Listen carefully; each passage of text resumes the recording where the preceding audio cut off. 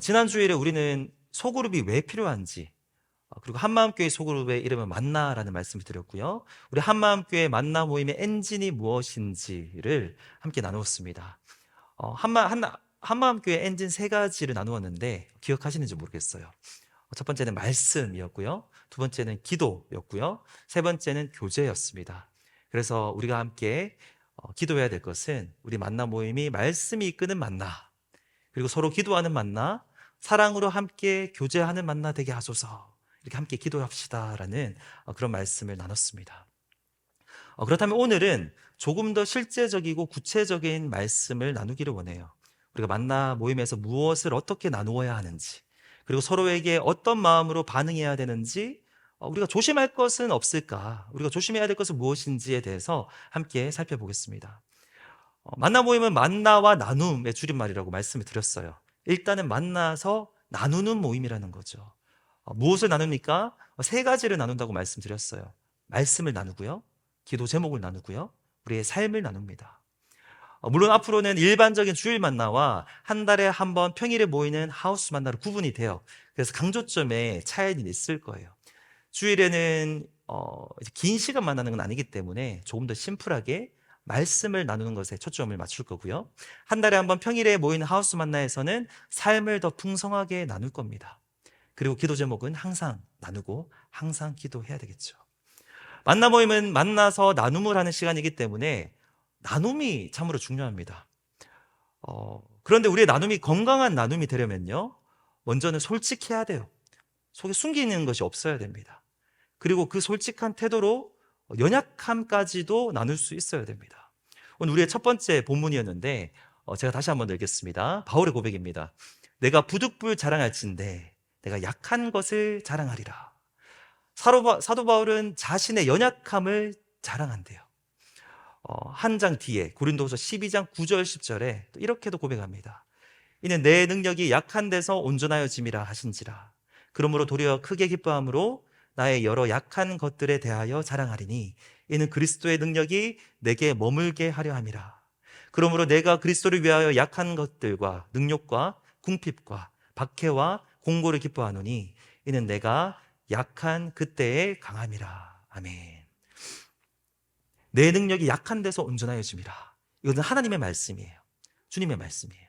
하나님의 능력이 우리의 약함을 통해서 온전해진다고 말씀하셨어요. 우리의 연약함을 인정하고 고백할 때 그리스도의 능력이 우리에게 머문다고 바울이 고백하고 있습니다.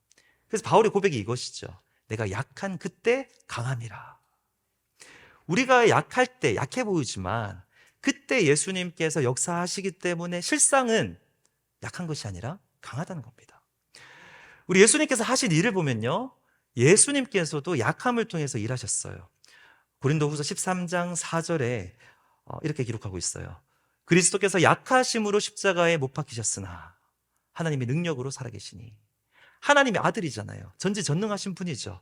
그래서 강함이 있으셨지만 자발적으로 그리고 의도적으로 강함을 버리시고 약함을 취하셨다는 겁니다. 그래서 예수님께서 약하심으로 십자가에서 못 박히시고 그 후에야 하나님의 능력으로 부활하셨습니다. 우리도 마찬가지예요. 우리의 연약함을 인정하고 연약함을 고백하고 연약함을 자랑할 때 그때 하나님께서 일하십니다. 하나님의 능력이 약한 그때 온전해진다는 거죠. 우리 만나 모임에서도 마찬가지예요. 만나 모임에서 연약함을 드러내는 것을 부끄러워하지 마시기 바랍니다. 부끄러워할 필요가 없어요. 자신의 연약함을 부끄러워하지 않을 때, 더 나아가서 자랑할 때 그때 하나님께서 만나 모임 중에 일하실 줄로 믿습니다. 그리고 그때 중요한 것이 서로의 연약함을 나눌 때 그 사람의 연약함을 받아줄 수 있어야 돼요. 그게 중요합니다. 오늘 우리가 읽은 본문, 두 번째 본문입니다. 로마서 15장 7절 같이 읽겠습니다. 그러므로 그리스도께서 우리를 받아 하나님께 영광을 돌리심과 같이 너희도 서로 받으라. 아멘. 교회 로비에 보면 걸려있는 조각이 있죠. 많이 보셨을 거예요. 우리 교회 멤버였다가 수년 전에 달라스로 이사 가신, 다들 아시죠? 오중석 형제님, 작가님이십니다. 그분이 만드신 작품이에요. 거기에 성경 구절을 새겨 넣은 거죠. 우리가 읽은 본문입니다. 이 본문은, 이 구절은 동시에 우리 한마음교회의 창립 모토가 되는 구절이기도 하죠. 서로 받으라는 겁니다. 만나 모임은 서로를 받아주는 시간이에요. 있는 그대로 서로를 용납하는 모임입니다. 그렇게 서로를 용납함을 통해서 하나님께 영광을 돌리는 시간입니다. 그런데 이 구절을 보면요, 예수님께서 먼저 우리를 받아주셨어요. 그리고 예수님께서 우리를 받아주셨다는 것은요, 그냥 자비로운 성품으로 우리를 인정해 주셨다는 것 이상의 의미입니다. 로마서 5장 8절에 이런 구절도 있습니다. 우리가 아직 죄인 되었을 때 그리스도께서 우리를 위하여 죽으심으로 하나님께서 우리에 대한 자기의 사랑을 확증하셨느니라. 원수이자 죄인이었던 우리의 악함을 받아주셨다는 거예요. 그냥 우리의 정상적인 모습이 아니라, 우리의 그냥 어떤 중립적인, 잘하진 않지만 못하지 않은 그런 모습이 아니라 우리의 악하고 연약함을 받아주셨다는 거예요. 그리고 그냥 받아주신 것이 아닙니다. 받아주시기 위해서 예수님께서 우리를 위해서 죽으셨어요. 완전 무결하신 예수님께서 우리의 연약함과 악함을 받아주시기 위해 자신의 생명을 내어주셨다는 것이 예수님이 우리를 받아주셨다는 말의 의미예요. 그리고 이를 통해 하나님께 영광을 돌리셨다고 기록되어 있습니다. 그렇게 우리를 받아주신 것이 하나님의 뜻이었고, 그 뜻을 이루심을 통해서 하나님을 기쁘게 하셨다는 겁니다. 그리고 이것처럼, 본문에 이것처럼 너희도 서로 받으라고 말씀하고 있어요. 이미 우리는 예수님의 사랑을 받았죠. 엄청난 사랑, 무한하신 사랑을 받았고, 그 사랑을 받은 우리가 그 사랑에 힘입어서 서로의 연약함을 받아주라는 겁니다. 그리고 그때 하나님께서 영광을 받으신다는 것입니다. 사랑하는 여러분, 만나는 이런 시간입니다.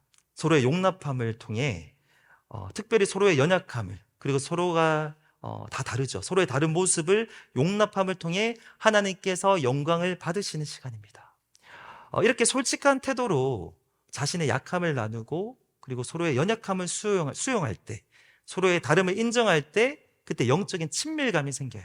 이게 건강한 나눔의 핵심입니다. 그때 생긴 친밀감은, 만나 모임의 목적은 뭐라고 했죠? 서로를 예수님의 제자로 세워가는 것인데, 서로를 그리스도의 제자로 세워감에 있어서 중요한 기초가 될 거예요. 그 친밀감이. 연약함을 나누시고 서로의 연약함을 받아주시기를 권면하고 축복합니다. 그렇게 나눔이 중요한데요, 나눔이 아닌 것들이 있어요. 나눔이 아닌 것, 그것을 살펴볼 텐데요, 먼저는 자신의 이야기가 아니라 다른 사람들의 이야기를 하는 것, 이것은 진정한 나눔이 아닙니다. 부모님의 이야기, 우리 자녀들이 이렇게 고백했더니 내가 감동이 되었더라, 이런 건 진정한 나눔이 아니에요. 자기 생각과 자기의 감정과 자기의 결단을 나누어야 돼요. 그것이 진정한 나눔입니다. 그리고 나눔이 아닌 것은요, 오래전의 경험을 반복하는 것. 물론 예전에 간증을 하는 것도 은혜가 되죠. 너무나 귀한 간증입니다. 성경을 보면 사도 바울도 처음 예수님 믿었던 이야기를 수차례 반복하고 있어요. 그런데 만나 모임 시간에는 그런 것도 좋지만 한두 번은 괜찮죠. 근데 만나 모임 시간에는 살아있는 나눔을 하자는 거예요. 최근에 경험한 거, 그리고 우리가 주일에 하게 되면 오늘 들은 말씀에 반응한 것을 나누어야 된다는 거죠. 따끈따끈하게 살아있는 것들.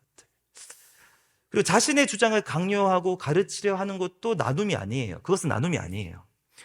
만나 모임은 가르치는 시간이 아닙니다. 예배 시간 아니죠. 설교하는 시간 아닙니다. 성경 공부하는 시간도 아닙니다. 어떤 메시지를 주고받는 시간이 아니에요.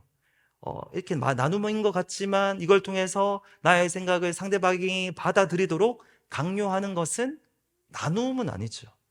물론 때로는 우리가 다 연결되어 있기 때문에, 영적인 가족이기 때문에 아주 강력한 권면이 필요할 때가 있어요. 그럴 때가 있어요.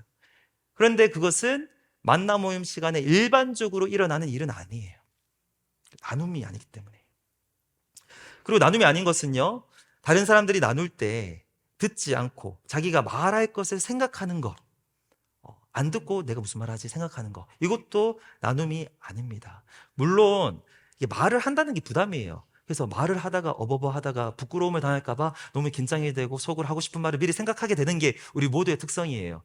저도 예를 들면 원래 제가 무대 공포증이 있거든요. 사람들 앞에서 얘기하는 성향이 아닙니다. 덜덜덜덜 떨고 막 이러다가 생각 없이 내려오는 게 원래 저의 성향이고, 특별히 무대 공포증도 있지만 소그룹 공포증도 있어요.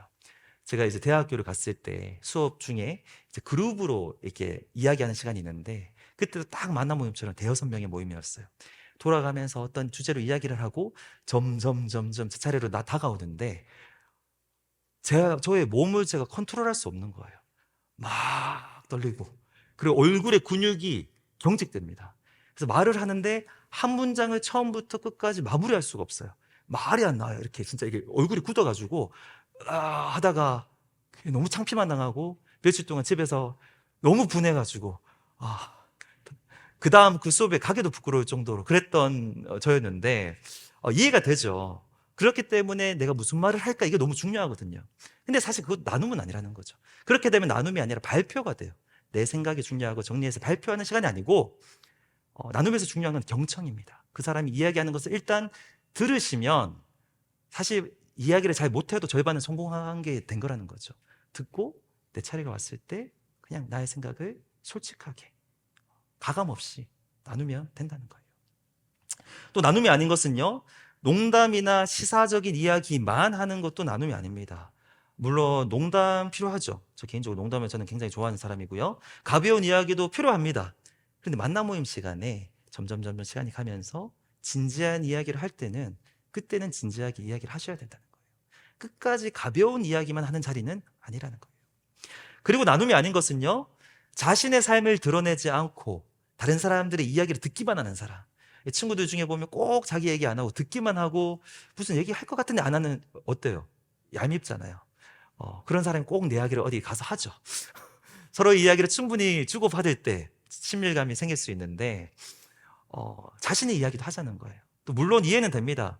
자신의 생각이나 삶을 드러내는 게 성향상 좀 편하지 않은 분들이 있어요.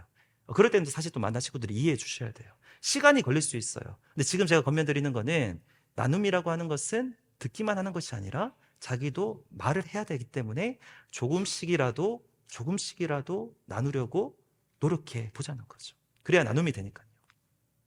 진정한 나눔은요, 그냥 솔직한 태도로 자기의 것을 남의 것 아니고 내 안에 있는 것을 편안하게 나누는 겁니다. 하지만 다른 사람에게 상처가 되지 않는 방식으로 자신에게 들려진 하나님의 말씀을 자기의 언어로 나누는 겁니다. 내가 가진 고민과 문제를 기도 제목으로 바꾸어서 나누는 거예요.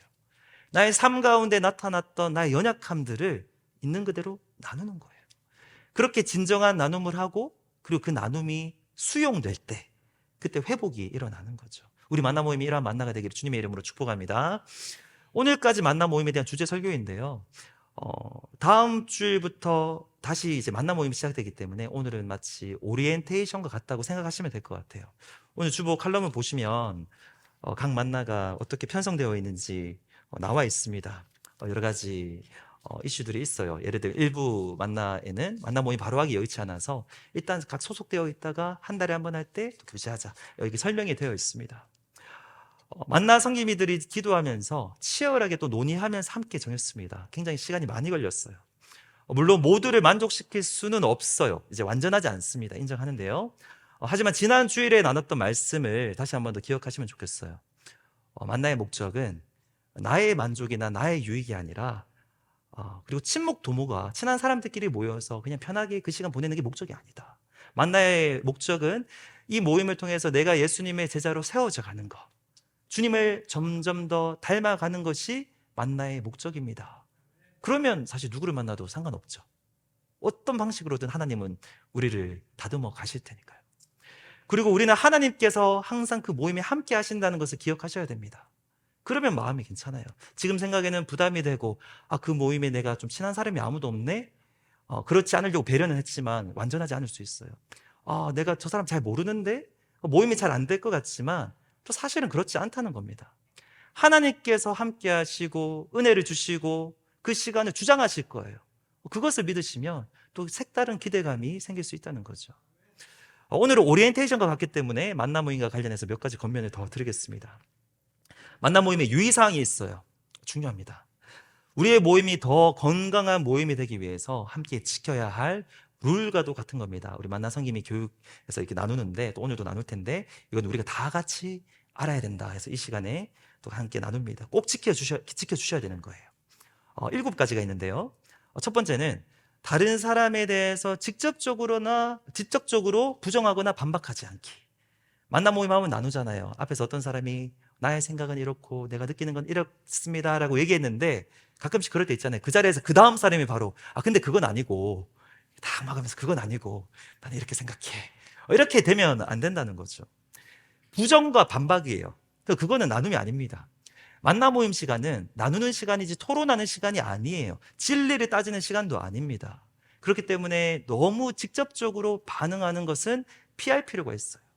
일단 나눔이기 때문에 뭐 다 맞진 않지만 나눔 그 자체로 존중될 필요가 있다는 거예요.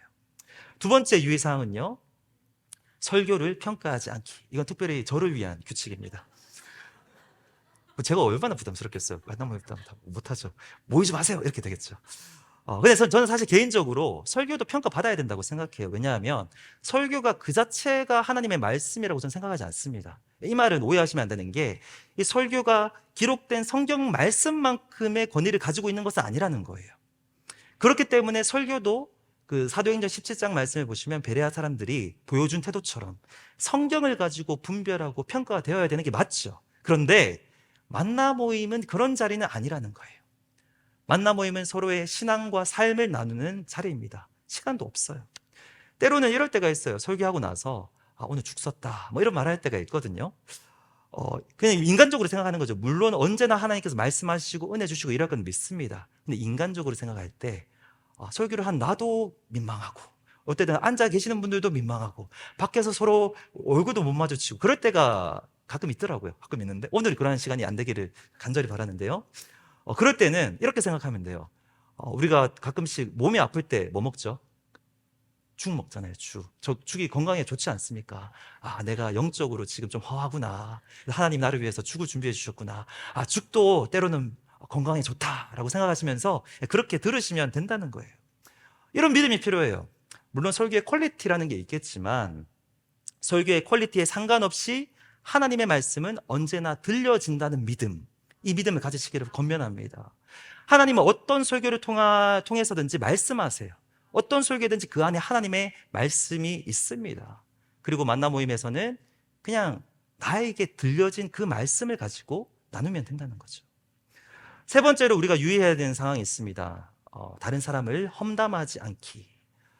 험담이 주는 아찔한 매력이 있어요. 우리 그거 다 알죠? 그리고 그 험담은 그 특성상 소그룹에서 굉장히 잘 나옵니다. 혼자서는 험담 못 하잖아요. 그리고 너무 많은 사람이 있을 때는 리스크가 있죠. 그 사람의 귀에 또 어떤 방식으로 들어갈 수 있기 때문에 또 험담을 할 수 없습니다. 소그룹이 딱 좋아요, 험담하기. 그런데 만나가 그런 분위기로 가면 그때부터 만나는 마귀의 놀이터가 되는 겁니다. 긴장해야 돼요. 그런 흐름으로 가게 되면 만나 성기미는 기도하셔야 되고요. 또 그 만나 구성원들은 서로를 붙잡아 주셔야 돼요. 인간이 연약하기 때문에 그럴 수 있어요. 굳이 싫어서가 아니라 뭐 투정과 또 나의 지금 좀 내가 마음이 좀 연약하고 힘들 때도 그럴 수 있거든요. 이해하시면서, 하지만 근데 여기까지만 하고 나중에 얘기하자, 이렇게 서로 붙들어 주셔야 됩니다. 그리고 문화가 있어야 돼요. 기도 제목을 가장한 험담도 안 됩니다. 물론 기도 제목을 나눌 때 요즘에 내가 마음이 너무 힘든 거예요. 상처를 받았어요. 상처를 나누는 것까지는 괜찮은데 그러면서 어떤 사람의 실명이 나올 수가 있고, 누가 봐도 실명은 얘기 안 했지만 그 사람인데 그 상대방이 등장할 수도 있고, 그러다 보면 1, 2분의 험담이 기도 제목이 그냥 험담을 하는 시간으로 또 발전될 수도 있거든요. 그러면 안 된다는 거죠. 기도 제목을 가장한 험담도 안 된다. 하지만 꼭 필요할 때 있어요. 너무 상처를 받아서 이걸 어떻게든 나 스스로 해소할 수 없고 어떻게든 내가 좀 해결하기를 원한다고 싶을 때, 그냥 그때는 모임 마친 후에 차라리 만나 성기미를 찾아가서 둘이서 이야기하면 되잖아요. 그게 더 바람직하다는 거죠. 만나 모임에서는 안 된다는 겁니다. 네 번째 유의사항은 가장 중요한 건데요, 한 사람이 너무 오래 말하지 않기. 특히 이번에 주일 만나는 우리가 시간을 너무 오래 가지지 않습니다. 50분이 정해진 시간이고요. 좀 플렉서빌리티는 있어요. 좀 빨리 마치실 수도 있고, 그리고 조금 길어질 수도 있지만 웬만하면 1시간은 넘기지 말자라고 했습니다. 그런데 한 사람이 말을 너무 오래 하게 되면 분명히 그런 사람이 생겨요. 다른 사람이 다음부터는 이제 여기 나오면 안 되겠다, 속으로 그렇게 생각하는 사람이 반드시 생깁니다. 이게 어쩔 수 없는 현실이에요. 물론 1대1 상담을 할 때, 목회자와 상담할 때, 아니면 더 적은 공식적인 모임이 아닌 데서 이야기를 할 때는 말씀을 충분히 하실 수 있습니다. 필요하죠. 그런데 특히 평일 만나 아니고 주일 만나 모임 시간에는 정해진 시간이 있어요. 절제가 필요합니다. 다른 사람을 위해서 절제해야 됩니다. 한 번 말할 때, 총 1시간 안에 총 시간이 내가 쓸 수 있는 시간 이런 게 아니고요. 그냥 한 번 말할 때 내가 너무 오래 말하지 않도록 해주셔야 돼요. 한 번 말할 때 2분을 넘기지 말아야 됩니다. 2분 정도. 이게 약간 우리가 규칙으로 정했으면 좋겠어요. 물론 뭐 재고 이렇게 할 수는 없겠지만 한 2분 정도를 한 사람이 그 모임에서 연속으로 말한다. 그러면 사실 그때부터 다른 사람들의 주의도는 떨어지는 거예요. 가끔씩은 이야기를 하면서 눈물이 터지고 특별한 위로가 필요할 때도 있습니다. 성령께서 특별하게 사용하시는 시간이 있어요. 그래서 그때는 그 사람의 이야기를 들어주면서 상처가 회복되고 영혼이 살아날 때가 있어요. 그럴 때는 기다려 주셔야 될 때가 있어요. 아주 예외적인 상황이죠. 그리고 그런 상황은 다 아시잖아요. 1년에 한두 번 나오는 거죠. 매번 그런 은혜가 일반적으로 한 사람에게만 이야기를 하고 눈물 흘리고 상처가 치유되는 그런 일은 없습니다. 말이 길어지면 성김이가 적절하게 끊어주셔야 돼요. 그리고 성김이가 내 말을 끊었다고 기분 나빠하시면 됩니까? 안 됩니까? 안 됩니다. 이건 우리가 합의하고 들어가야 돼요. 말이 길어질 수 있어요. 저도 말을 길게 할 때는 길게 하거든요. 근데 성김이가 끊었다고 기분 나빠하면 안 된다는 거죠. 전체를 위해서. 5번째 유의할 사항은요, 개인적으로 민감한 내용에 대해서는 비밀을 지켜줘야 돼요. 기본적인 기도 제목은 만나 성김이를 통해서 그리고 우리가 가진 오직이라는 프로그램을 통해서 저에게도 전달이 됩니다. 저도 상황을 알고 함께 기도해야 되기 때문에 저도 알 필요가 있어요. 저도 궁금해요. 이분이 요즘에 어떤 기도 제목을 가지고 계신지 정말로 궁금하고 기도하려고 합니다. 그런데 가끔은 정말로 만나 이 모임 밖에서는 모르면 좋겠는 내용이 있으면 나누면서 그렇게 이야기를 하셔야 돼요. 이건 비밀이다. 사실 얘기할 때 그냥 이야기해놓고 남이 얘기했다고 뭐라 그러면 안 돼요. 얘기하면서 이건 비밀이다 라고 해야지 듣는 사람도 이건 비밀이구나 하고 말하면 안 되는 책임이 생기는 겁니다. 그렇게 얘기하시면 되고, 그러기를 원하면 그 만나 구성원들은 여기에서 끝나야 됩니다.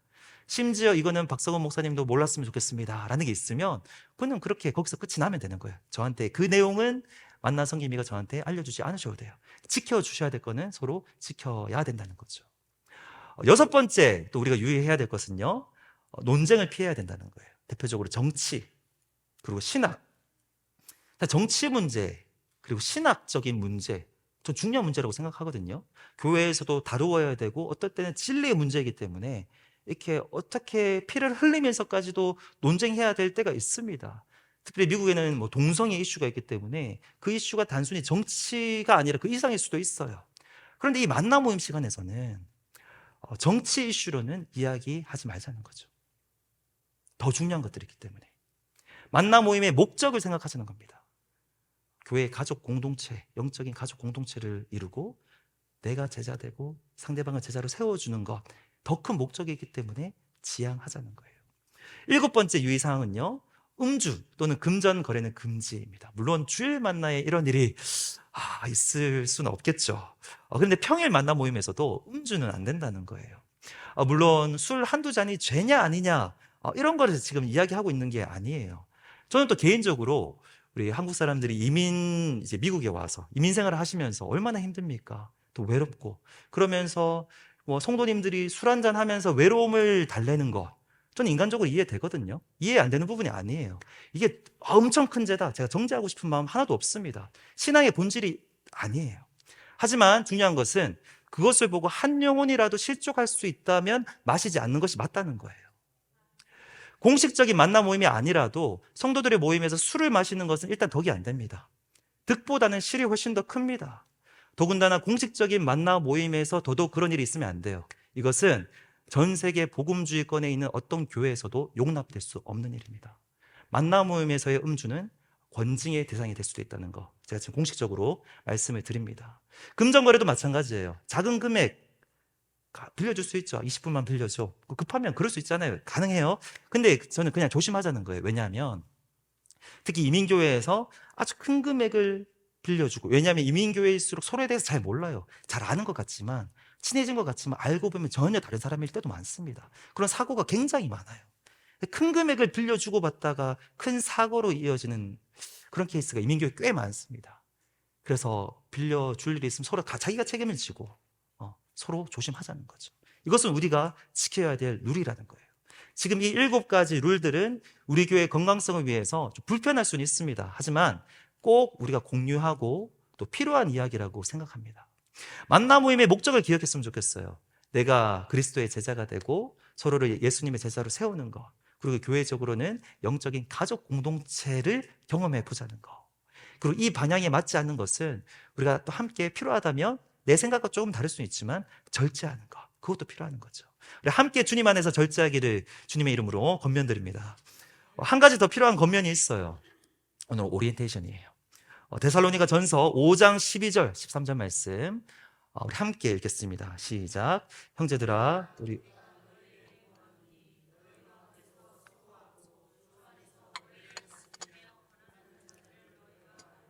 그들의 역사로 말미암아 사랑 안에서 가장 귀히 여기며 너희끼리 화목하라. 아멘. 우리가 좀 길게 읽었는데 무슨 말씀이죠? 리더들을 귀하게 여기라는 말씀입니다. 12절 말씀 다시 한 번 더 띄워주시면 너희 가운데서 수고하고 주 안에서 너희를 다스리며 권하는 자들. 데살로니가 교회에서 리더의 역할을 맡고 있는 사람들을 가리켜요. 다 같은 한 포지션에 있는 사람들을 가리킵니다. 수고하는 사람 따로 있고 다스리는 사람 따로 있고 이게 아니라 같은 사람들인데 만나에 적용하면 만나 섬김이에요. 특별히 이 표현은 리더의 역할이 무엇인지, 섬김이의 역할이 무엇인지 가르쳐주고 있어요. 수고하고 주 안에서 다스리고 권면하는 사람. 일단은 만나 섬김이는 수고하시는 분들입니다. 만나 섬김이라는 자체가 부담이에요. 그 자리 자체가 부담이에요. 특별히 이번에 섬김이로 계시는 분들은 제가 얼마나 부탁을 했는지 몰라요. 간곡히 부탁해서 이번에 섬기기로 다 결단하신 분들이에요. 다 지금 상황이 힘들고 지금 체력적으로도 힘들고 마음도 힘들고 그럼에도 불구하고 정말로 어렵게 제가 때로는 삼고초려해서 이렇게 결단하신 분들이에요. 왜냐하면 누군가를 이끈다는 것 자체가 부담이에요. 그렇죠. 그리고 지금은 만나 섬김이 교육을 예를 들면 매주마다 이렇게 모여서 하고 있는데 시간이 얼마나 귀합니까? 우리 다 시간 없잖아요. 근데 매주마다 1시간 반씩 모여서 시간을 내서 이렇게 교육을 받으시는 것도 쉬운 일이 아닙니다. 이미 헌신하고 계시고 수고하고 계십니다. 그리고 또한 이분들은 주님 안에서 여러분을 다스리는 사람들이에요. 이 말이 무슨 말이냐면 하나님께서 허락하신 부분에서 주 안에서 권위를 사용한다는 거예요. 우리 교회 소그룹 리더는 만나 섬김이라고 부르는데요. 이름이 섬김이라고 해서 그냥 서버가 아니라는 것을 꼭 기억해 주시면 좋겠습니다. 소그룹 리더예요. 물론 섬김의 세상적인 다스림 리더와는 다르죠. 섬김의 태도로 이끌어야 되기 때문에 우리가 강조하기 위해서 섬김이라고 했지 리더라는 거예요. 리더십을 가지고 있는 리더다라는 것을 꼭 기억해 주시면 좋겠습니다. 그리고 이분들은 권면하는 사람이에요. 그리고 섬김이들이 때로는 그 구성원들에게 권면을 해야 될 때가 있어요. 나이에 상관없이 섬김이기 때문에 권면을 해야 될 영적인 책임감 때문에 때로는 부드럽게, 때로는 뒤에서 기도만, 때로는 듣기 싫게 이렇게 기도 권면을 할 때가 있는데 그럴 때 너무 기분 나빠하지 마시고 이것이 저들의 역할이구나라는 것을 기억해 주시면 좋겠습니다. 이 본문의 포인트는 회중으로 하여금 그 리더들을 귀하게 여기라는 겁니다. 12절 13절 보시면 너희가 알고 알아주라는 거예요. 그리고 사랑 안에서 가장 귀히 여기며, 엄청난 강조예요. 가장 귀히 여기며. 이 말이 나의 윗사람처럼 충성하라는 말이 아닙니다. 우리는 다 동등하죠. 주님 안에서 같은 동등한 존재이지만 말 그대로 사랑하는 마음으로 귀하게 여기라는 것입니다.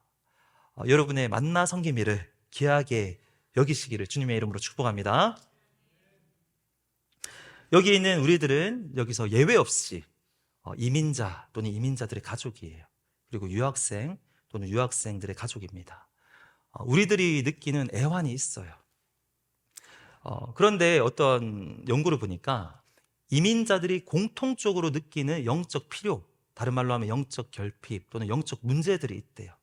이건 예외 없이 대부분의 이민자가 다 느끼는 거다. 3가지가 있다고 합니다. 보면 우리 모두가 다 가지고 있다고 인정하실 것 같아요. 먼저는 낮은 영적 자존감이라고 합니다. 일단 우리가 한국에 있을 때보다 자존감이 많이 낮아졌다는 거예요. 많이 느끼잖아요. 나의 존재에 대한 상처가 있다는 거예요. 특히 미국에 있는 에이시안들 같은 경우 다 그렇진 않겠지만 어떤 우리의 스마트함을 통해서, 나의 역할을 통해서, 나의 기능을 통해서 나의 존재를 증명하려는 게 알게 모르게 우리에게 배어 있습니다. 우리의 존재에 대한 귀함을 잃어버리고 있다는 거죠. 그래서 관계에서 그 문제가 많이 표출되기도 해요. 작은 것 하나에도 상처받고 더 예민하게 굴기도 합니다. 우리가 안에서 상처받고 있기 때문에 그렇습니다. 낮은 영적 자존감. 또 하나의 공통적으로 느끼는 영적인 필요는요, 불안감이 있다고 해요. 특히 젊은 분들은 이제 미래에 대한 불안감이 더 있을 수가 있죠. 아직 안정된 직업을 가지지 못한 분들은 더 불안하죠. 학생들 더 그럴 거예요. 근데 우리 모두가 공통적으로 미국 사회이기 때문에 느끼는 불안감이 있다는 거예요. 물론 일반적인 여러 삶의 문제들이 될 수도 있습니다. 재정적인 문제 때문에, 어떤 관계 때문에, 자녀 문제 때문에, 가족 문제 때문에 불안하고 두려울 수는 있지만 특별히 부당한 대우를 받게 되는 것은 아닐까라는 예민함, 불안함, 두려움, 이게 우리가 다 있다는 거예요. 그 또 하나의 심각한 영적인 문제는요, 외로움의 문제입니다. 우리가 다 외롭죠. 그런데 이민자다 보니 외로움에 더 많이 노출되어 있는 것도 사실이에요. 특별히 이 중에서 지금 자녀를 출가시켰거나 이제 자녀와 떨어져 사는 분이 있으면 그 허전함은 말로 표할 수 없을 것 같아요. 그리고 혼자서 살고 계시는 분들은 더 외로울 수 있습니다. 그리고 가족과 같이 살면서도 채우지 못하는 관계에서의 외로움이 모든 사람들에게 다 있어요. 그런데요, 제가 이것을 보니까 제가 일부러 이렇게 끼워 맞춘 건 아니거든요. 지난주까지 딱 보고 우리 교회 만남 모임의 철학은, 엔진은 말씀과 기도와 교제다. 우리는 말씀이 이끄는 만나가 되어야 되고 서로 기도하는 만나가 되어야 되고 사랑으로 함께 교제하는 만나가 되어야 된다 하고 이번 주 말씀을 준비했는데, 보니까 이 세 가지가 우리의 공통의 영적인 문제라고 한다면 딱 보니까 만남 모임이 건강해지면 이 세 가지 문제들이 다 해결이 되겠더라고요. 우리 만남 모임의 엔진, 말씀, 기도, 교제이지 않습니까? 다 해결이 되는 거예요. 먼저 영적인 자존감, 낮은 영적 자존감은요, 말씀의 능력으로 해결이 됩니다. 말씀을 나누면서 하나님이 나를 얼마나 사랑하시는지, 나의 존재가 얼마나 존재만으로 귀한지를 깨닫게 됩니다. 사실 말씀의 핵심은 그거예요. 하나님이 우리를 사랑하신다. 어느 정도냐면 그 외아들, 아들 예수 그리스도의 생명만큼 우리를 사랑하신다. 그게 성경 말씀의 핵심이거든요. 말씀을 나누면서 아버지의 사랑을 느끼고 나의 귀한 존재감을 다시 회복하게 되는 겁니다. 불안감도 마찬가지예요. 만남 모임에서 기도의 능력을 체험하면 해결될 수 있어요. 특별히 만남 모임에서는 서로의 기도 제목을 나누잖아요. 아무래도 이 시간 예배에서는 그런 기도 제목을 못 나누죠. 예배에서 물론 우리가 뜨겁게 기도합니다. 또 성령의 임재를 체험할 수 있어요. 근데 구체적인 기도 제목을 나누지는 않아요. 그런 모임이 있으세요? 가족들과 정기적으로 그런 기도 제목을 나누세요? 아니면 특정한 영적인 친구들이 있으십니까? 예외적인 케이스죠. 하지만 만남 모임에 정기적으로 참여하신다면 정기적으로 꾸준히 기도 제목을 나누면서 같이 기도하고요, 그 기도가 응답되어 가는 것을 확인할 수 있어요. 공예배에서는 못해요. 서로의 기도 제목이 내 기도 제목이 아니더라도 저 사람이 너무 힘들어서 같이 기도했는데 정말 그게 해결되는 것을 봅니다. 공예배에서는 확인이 안 돼요. 그것들을 하나 둘씩 경험하면서 기도의 능력을 보게 되면 자연스럽게 우리 안에 있는 두려움의 문제, 불안함의 문제도 극복할 수 있다는 겁니다. 외로움도 만나를 통해서 해결됩니다. 만나에서 영적인 교제를 누리면서 해결이 돼요. 세상이 줄 수 없는, 인간적인 관계가 가져다 줄 수 없는 영적인 친밀감을 누리면서 이 외로움의 문제도 우리가 극복할 수 있다는 거예요.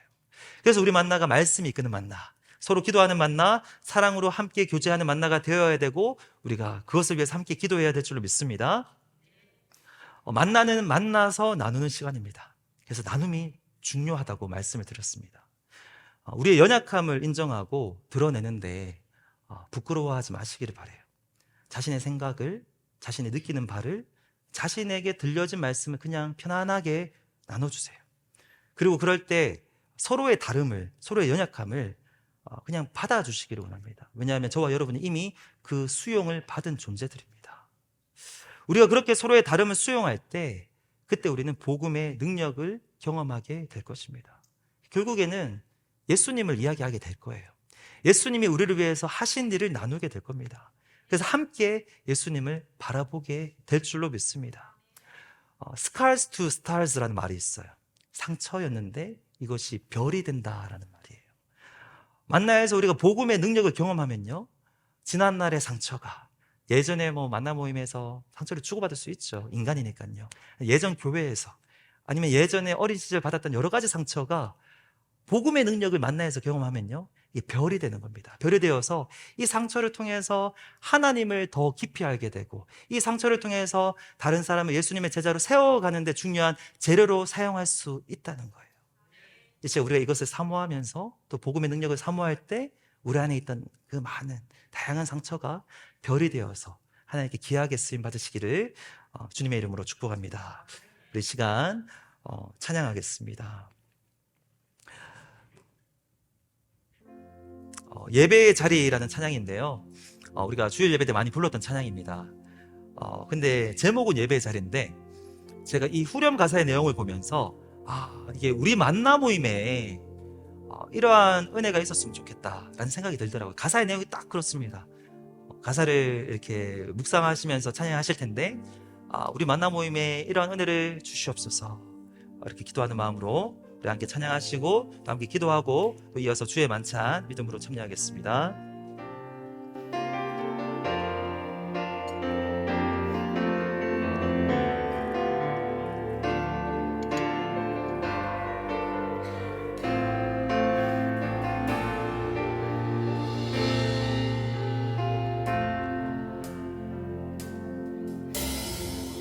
우리들을 구원하신 아버지 사랑, 함께 모여 교회가 되어 예배합니다. 서로 다른 우리들이 한 마음으로 이 자리에 계신 주님을 예배합니다.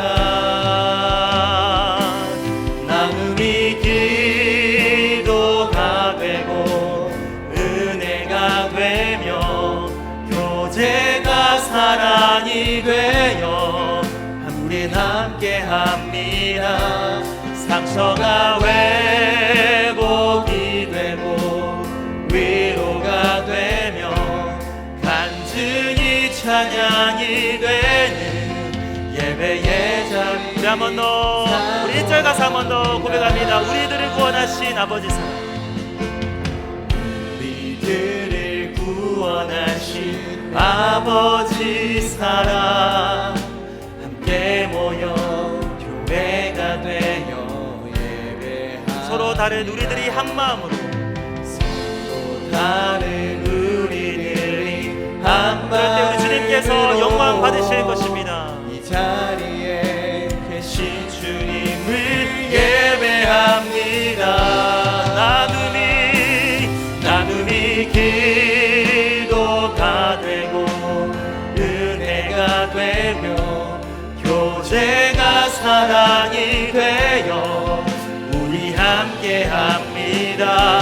상처가 회복이 되며 위로가 되며 가사를 바꿔서요, 만나의 자리 사모합니다. 만나의 자리. 우리 한 번 더 사모하는 마음으로 나눔이 기도가 되고, 나눔이 기도가 되고 은혜가 되며 교제가 사랑이 되어 우리 함께합니다.